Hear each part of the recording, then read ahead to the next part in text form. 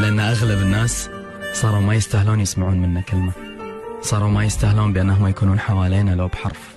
اليوم قلبي سلمني الراية، وأنا قررت السكوت وأخلي داخل قلبي زحمة من الكلام، وتظل هذه الزحمة ما تنقال لأحد، ما تنقال، لأن كثر ما جرحته، كثر ما كتم عبراته، كثر ما حاول بأنه هو يلاقي الإنسان اللي ما راح يتعدى عليه وراح يصونه ويحبه، كثر ما زاد داخل هالقلب هذا كلام زيادة. اليوم قلبي قرر أنه يسكت ويكون بداخله زحمة حكي. ليه ساكت، ليه ساكت وداخلك زحمة حكي؟